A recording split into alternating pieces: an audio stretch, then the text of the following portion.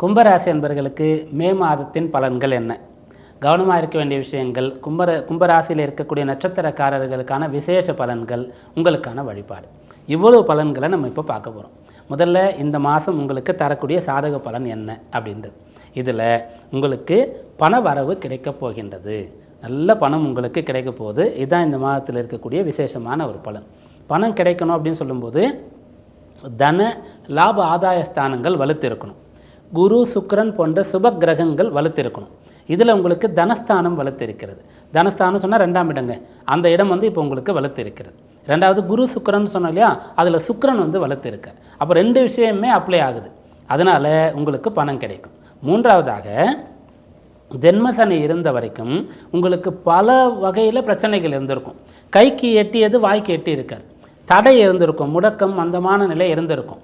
இப்போது அந்த சனி 2ஆம் இடத்திற்கு போயிட்டதுனால அந்த இடத்தை பலப்படுத்துவார், வலுப்படுத்துவார். அதனால் பணம் வரும். அப்போது தனஸ்தானம் வலுத்து இருக்கிறது. சனி அந்த இடத்துல போய் இருக்கின்றார். சுக்கிரன் அந்த இடத்துல உச்சபலம் பெற்றிருக்கார். அவர் உங்கள் ராசிக்கு சுக பாக்கியாதிபதி. அதனால் பணவரவு உங்களுக்கு கிடைக்கப் போகின்றது. அப்போது இந்த மாதத்தில் நீங்கள் இந்த பணவரவை எதிர்பார்த்து காரியங்களை செய்யலாம்.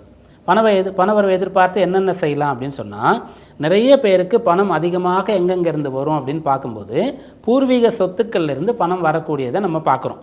அப்போ பூர்வீக சொத்து இருக்கிறது, அதை எல்லோரும் ஷேர் பண்ணிக்கணும்னு சொன்னால் நீங்கள் அதற்கான முயற்சியை தொடங்கலாம். இது ஒரு வகை. ரெண்டாவது, திருமணத்தின் மூலமாக பணம் வரும். இப்படி சொல்லும்போது என்ன பண்ணுவோன்னு சொன்னால், ஒரு ஆண்கள் ஒரு பெண் வருவா, அந்த பெண் வீட்டிலேருந்து நிறைய கொண்டு வருவா அப்படின்னு சொல்லிட்டு, அப்படி கிடையாது. அப்படி எதிர்பார்க்க வேண்டிய தேவை கிடையாது. ஒரு பெண் வரும்போது அந்த பெண் எதுவுமே கொண்டு வரலன்னு சொன்னாலும் கூட அந்த பொண்ணே ஒரு லக்ஷ்மி தான். சாஸ்திரத்தின்படி பெண்கள் அனைவருமே, ஸ்திரீகள் அனைவருமே லக்ஷ்மி தான். அப்போது அந்த பொண் சேரும்போது ஒரு பையனோடு கல்யாணம் நடக்குதுன்னு சொன்னால் அவன் முன்னுக்கு வருவான். இதை நம்ம நிறைய வீடுகளில், குடும்பங்களில் பார்க்கலாம். கல்யாணம் ஆகிற வரைக்கும் அவங்க பெரிய அளவிற்கு முன்னுக்கு வந்திருக்க மாட்டாங்க. நல்ல வேலை, நல்ல பிஸ்னஸ் செட்டில் ஆகிருக்க மாட்டாங்க. கல்யாணத்துக்கு அப்புறம் ஆவாங்க. அதற்கு காரணம் என்னன்னு சொன்னால், அந்த பொண்ணு சொல்லும்போது பொண்ணு கொண்டு வரான்னு நினச்சிப்பீங்க. அது கிடையாது. அந்த பொண்ணுடைய ஜாதக யோகம். அதனால தான். இல்லைன்னு சொன்னால் ஜாதகத்தில் தோஷம். அது கிடையாது. அந்த பொண்ணே லக்ஷ்மி தான். ஒரு லக்ஷ்மி நம்முடைய வீட்டுக்கு வரா. அதனால தான் முதல்ல அந்த வீட்டுக்கு வரும்போது அந்த தானியத்தை வீட்டுக்குள்ளே தள்ளிட்டு அவங்க வருவாங்க. அந்த தானியம் வீடு முழுக்க நிறைந்திருக்கணும். தானிய லக்ஷ்மி வீடு முழுக்க நிறைந்திருக்கணும். வீட்டில் தீபம் ஏற்றுவாங்க. திருமணமாகி புதுதாக வரக்கூடிய பெண். அப்போ அந்த வீடு பிரகாசமாக இருக்கணும், ஒளி பெற்று இருக்கணும். அப்போ ஒரு இடத்துல ஒளி பிரகாசம் இருக்குன்னு சொன்னால் அந்த இடம் நல்லா இருக்குது அப்படின்றது அர்த்தம். ஒளியே இல்லை, இருளாக இருக்குன்னு சொன்னால் பாழடைந்து இருக்குது அப்படின்றது அர்த்தம். அங்கே செல்வம் இருக்காது. அப்படியாக ஒரு பொண்ணு வந்தாலே லக்ஷ்மி கடாட்சம் தான், பணம் வரும். அப்போது திருமணமாகி அதன் மூலமாக வரும். திருமணமானவர்களுக்கு அந்த திருமணமானதுனால அந்த மனைவியினால் செல்வம் வரக்கூடிய அம்சமானது இருக்கிறது.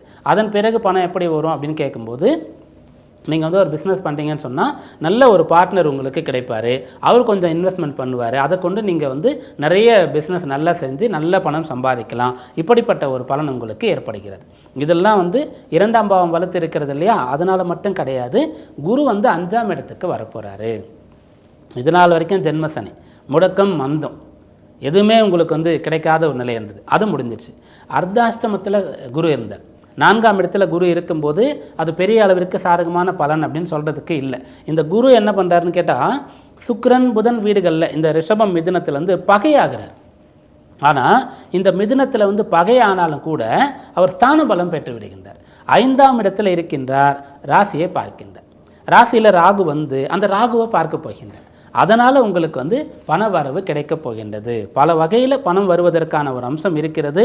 தாராளமாக நீங்கள் அதற்கான விருப்பம், ஆசைப்படலாம், முயற்சிகள் செய்யலாம், அதற்கான ஒரு நம்பிக்கையை கொள்ளலாம். கட்டாயம் உங்களுக்கு பணம் கிடைக்கும். இது முதலான விசேஷமான பலனாக இருக்கிறது. அதன் பிறகு என்ன நடக்கும் அப்படின்னு கேட்டால், பிரிந்து இருக்கக்கூடியவர்கள் சேரலாம். 2ஆம் இடம் குடும்பஸ்தானம் நம்ம சொன்னோம். இதுக்கு முன்னாடி ஜென்மசனி, அர்த்தாஷ்டம குரு இப்போ மாறப்போகுதுன்னு நம்ம சொன்னோம். அப்போ திருமணமான கணவன் மனைவி வெவ்வேறு ஊரில் இருக்கிறீங்க, வேலை நிமித்தமானு சொன்னால், இந்த ஒரு மாதத்தில் நீங்கள் ஒரே இடத்துக்கு வரத்துக்கான அந்த ஒரு டிரான்ஸ்ஃபருக்கான முயற்சியை செய்தால் அதற்கான அனுமதி கிடைக்கக்கூடிய அம்சமானது இருக்கின்றது. அதுபோல் வெளிநாட்டில் கணவன் இருக்கிறீங்க, வேலை பார்த்துட்டு இருக்கீங்க அப்படி சொன்னால், ஒரு விடுப்பு எடுத்துக்கொண்டாவது சொந்த ஊருக்கு போயிட்டு குடும்பத்தோடு இருந்துட்டு வரக்கூடிய ஒரு யோகமானது ஏற்படுகின்றது. இப்படியாக பிரச்சனையே இல்லாமல் பொருளாதார காரணம், வேலை நிமித்தமாக பிரிந்திருக்கக்கூடியவர்கள் சேரலாம். அடுத்து இதிலே இன்னொரு விஷயம், பிரச்சனையினால் சண்டை சத்துருவு, ஒத்து போல, கருத்து வேறுபாடு, பிடிக்கலை, அதனால் தனியாக இருக்கக்கூடியவர்கள் மீண்டும் ஒன்று சேரக்கூடிய அம்சம் இருக்கிறது. ஏன்னா இது நாள் வரைக்கும் உங்களுக்கு அந்த 2ஆம் இடத்துல ராகுவும் 8ல் கேதுவும் இருந்தாங்க. இப்போ அவர்கள் மாறி ராசிக்குள்ள ராகுவும் 7ல் கேதுவும் வரப்போகிறாங்க. அப்படி வந்து அந்த ராகுவுக்கு குருவுடைய பார்வை கிடைக்க போகுது. அப்படி கிடைக்கக்கூடிய சமயத்தில் என்ன ஆகும்னு சொன்னால் அந்த வாழ்க்கை துணையை ஏற்றுக்கொள்ளக்கூடிய பக்குவமானது வரும். 7ல் கேது இருக்கும்போது என்னென்னா வாழ்க்கை துணைக்காக டைம் ஸ்பெண்ட் பண்ணணும், பணம் செலவு பண்ணணும், அவர்களுடைய நல்லது கெட்டது பார்க்கணும், உடம்பு சரியில்லைன்னா பார்த்துக்கணும், மருத்துவ செலவு செய்யணும், அவங்களுக்காக பிடிச்ச இடங்களுக்கு கூட்டு போகிறது, பொருட்களை வாங்கி கொடுக்கறது, இதெல்லாம் செய்யணும். இப்படியான விஷயங்கள்லாம் இருக்குது.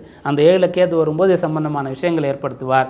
குறைந்தபட்சம் வாழ்க்கை துணை பற்றிய எண்ணங்களை ஏற்படுத்தி கொண்டே இருப்பார். அவங்க நல்லா இருக்கணும், அவங்களுக்கு எதுவும் நோய் வந்துடக்கூடாது, ஒரு செக்கப் பண்ணணும், அவங்க மனசு கஷ்டமாக இருக்கக்கூடாது, இல்லை இது போல் பிரச்சனைலாம் ஆகிடுமோ, இப்படிலாம் கேது வந்து உங்களை சிந்திக்க வைப்பார். அப்போ அதுக்கு ஒருத்தர் வேணும் இல்லையா?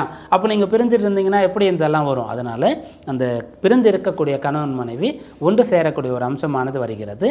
குறையோடு ஒருவரை ஏற்றுக்கொள்ளக்கூடிய ஒரு மனப்பக்குவத்தை குரு பகவான் ராசியை பார்த்து கொடுப்பார். எனக்கு பிடிச்சிருந்தாதான் நான் பழகுவேன், நான் ஃப்ரெண்டாக இருப்பேன், நான் வேலை பார்ப்பேன், நான் படிப்பேன், இந்த வாழ்க்கையை வாழ்வேன் அப்படி சொல்கிறது ஒன்று.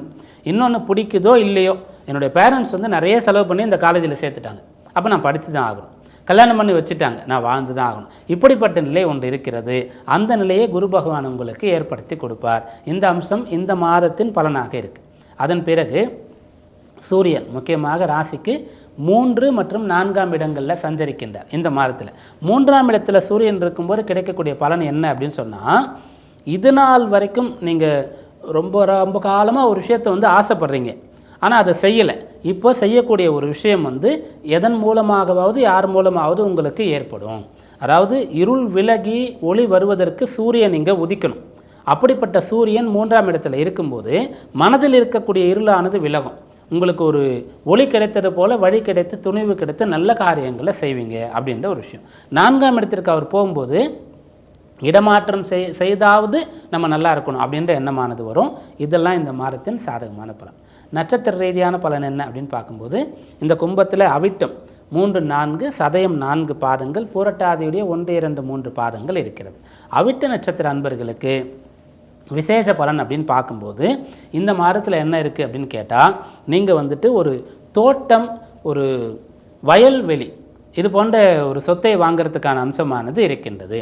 விவசாய நிலத்தை நீங்கள் வாங்கலாம், ஒரு ஃபார்ம் ஹவுஸ்ன்னு சொல்கிறோம் இல்லையா, இதை வாங்கலாம், இதற்கான அம்சம் இருக்கிறது. அவிட்ட நட்சத்திரத்தில் இருக்கக்கூடிய எல்லோருமே இதை வாங்குவோமா அப்படின்னு கேட்டால், இது உங்களுக்கான ஸ்பெஷல் பலன்னா என்னென்னா, ஜாதக ரீதியாக தசாபுக்தி இதற்கு ஒத்து வரும்போது, ஜாதகத்தில் பலம் இருக்கும்போது, உங்களுக்கு இந்த எண்ணம் முயற்சி இருக்கும்போது இது கைகூடும். அப்போ நம்ம சொல்லும்போது இந்த ஒரு ஐடியாவில் நீங்கள் இருக்கீங்க, அப்போ கட்டாயம் உங்களுக்கு ஒர்க் அவுட் ஆகும் அப்படின்றத நீங்கள் எடுத்துக்கலாம். இந்த ஒரு ஆசை இருக்குது, அல்லது உங்கள் வீட்டில் இருக்கக்கூடியவர்கள் இது போன்ற ஒரு ஐடியா உங்களுக்கு சொல்லியிருக்காங்க, நீங்கள் அதை பற்றி பெருசாக இன்ட்ரெஸ்ட் எடுத்துக்கல, இப்போ நம்ம சொல்கிறோமா, அப்போ உங்களுக்கு ஒர்க் அவுட் ஆகும் அப்படின்றது அர்த்தம். சதய நட்சத்திர அன்பர்களுக்கு இந்த மாதத்தில் ஏற்படக்கூடிய விசேஷமான சாதக பலன் என்ன அப்படின்னு கேட்கும்போது, உங்களுக்கு வந்து ஒரு பெரிய பொருள் அல்லது ஒரு பெரிய உதவியானது வேறு பாஷை பேசக்கூடியவர்கள் மூலமாக வந்து சேரும். உங்களுடைய நண்பர்கள் வட்டாரத்திலேயோ அல்லது அக்கம் பக்கத்தில் வசிக்கக்கூடியவர்களோ, உடன் பணியாற்றக்கூடியவர்களோ, வேறு மதர் லாங்குவேஜ், அந்த தாய்மொழி மதர் டங் வந்து வேறு அவங்களுக்குன்னு வச்சுக்கோங்களேன், அவங்களால உங்களுக்கு நல்லது நடக்கும் அப்படின்ற விஷயம். ஆனால் நீங்கள் போய் தானாக அதை கேட்கக்கூடாது. அதற்கான வாய்ப்பு இருக்குதுன்னு சொன்னால் இப்போ நம்ம சொன்னதையும் சேர்த்து கொண்டு முயற்சிக்கலாம், அல்லது தானாக வரும். அவர்கள் வந்து உங்களுக்கு ஒரு ஐடியா கொடுப்பாங்க, ஏதோ ஒரு விஷயம் சொல்லுவாங்க, ஏதோ ஒன்று செய்வாங்க, உங்களுக்கு நல்லது நடக்கும். அல்லது குறைந்தபட்சம் ஒரு பிரச்சனையிலிருந்து உங்களுக்கான தீர்வை அவர்கள் உங்களுக்கு சொல்வார்கள். பிறகு பூரட்டாதி நட்சத்திரத்தில் இருக்கக்கூடியவர்களுக்கு இந்த மாதம் என்னென்னா, உங்களுடைய குழந்தைகளால் உங்களுக்கு ஒரு சந்தோஷம் கிடைக்கும். பிள்ளைங்க வந்து நிறைய மதிப்பெண் எடுத்துட்டாங்க அப்படின்றது, அவங்களுக்கு நல்ல வேலை கிடச்சிடுச்சு, கல்யாணத்துக்கு நல்ல வரன் கிடச்சிடுச்சு, அல்லது வெளிநாட்டு குடியுரிமையை பெற்று விட்டார்கள், இப்படி ஏதோ ஒரு விஷயம் நடந்து உங்களுடைய பிள்ளைகள்னால உங்களுக்கு சந்தோஷமானது கிடைக்கக்கூடிய அம்சம் இந்த மாதத்தில் இருக்கிறது. இந்த மாதத்தில் தவிர்க்க வேண்டிய விஷயம் என்ன அப்படின்னு பார்க்கும்போது, பணம் வரும் அப்படின்ற நம்ம சொன்னோம் இல்லையா, அந்த பணம் வரக்கூடிய வழி வந்து நல்ல வழியில் வருவதற்கான சிந்தனை மட்டும்தான் நீங்கள் கொண்டிருக்கணும். இந்த ராகு கேத்துக்கள் வந்து தீய வழியில் பணம் வருவதற்கான ஒரு எண்ணங்களையும் ஏற்படுத்துவார்கள். கட்டாயம் அதை நீங்கள் தவிர்க்கணும். இப்போது வந்தாலும் கூட புது வெள்ளம் வந்து இருந்த தண்ணி பழைய வெள்ளத்தையும் எடுத்து சென்றது சொல்லுவாங்களே, அப்படி ஆகிடும். அதனால் தீய வழி பொருள் ஈட்டக்கூடிய ஒரு நோக்கம் எண்ணம் வந்து இருக்கக்கூடாது, எப்போதுமே கூடாது. இந்த மாதத்தில் இதை செய்யும்போது இம்மீடியட்டாக உங்களுக்கு பிரச்சனை ஏற்படக்கூடிய வாய்ப்பு இருக்குது. இதை தவிர்க்கணும். வழிபாடு என்ன அப்படின்னு பார்க்கும்போது, இந்த மாதத்தில் நீங்கள் என்ன பண்ணலாம் அப்படின்னு சொன்னால், அனுதினமும் நீங்கள் குளிச்சுட்டு வந்த பிறகு உங்களுடைய குலதெய்வ வழிபாடு, உங்களுக்கு பிடிச்ச ஏதாவது ஒரு கடவுள் சம்பந்தமான வழிபாட்டை குறைந்தபட்சம் 6 நிமிஷமாவது செய்யணும். டைம் பார்த்துட்டே இருக்கணும்னு அவசியம் இல்லை. நம்ம சொல்கிறது ரொம்ப கம்மியான டைம், அதுக்கு மேலே கூட நீங்கள் தாராளமாக செய்யலாம். காலை நேரத்தில் ஒரு வழிபாடு நீங்கள் செய்யணும். அதை செய்யும்போது இன்னும் சிறப்பாக கூட செய்யலாம். வீட்டில் ஒரு விக்கிரகம் இருந்தால் அதற்கு அபிஷேகம் செய்து வழிபாடு கூட செய்யலாம். நிறைய பேர் வீட்டில் பிள்ளையார் விக்கிரகம் இருக்கும், அதுக்கு செய்யலாம். இல்லை நீங்கள் ஒரு சங்கு வச்சுருக்கீங்க, வெண் சங்கு, அந்த வலம்புரி சங்கு வச்சுருக்கீங்க, அதுக்கு செய்யலாம். இல்லை ஒரு வேல் இருக்குது, அதுக்கு செய்யலாம். இப்படியாக காலையில் அபிஷேகம் செய்வது அல்லது இறை நாமாக்களை சொல்வது, இந்த விஷயம் இந்த மாதத்தில் டெய்லி செய்தீங்கன்னு சொன்னால் நல்ல பலன் கிடைக்கும்.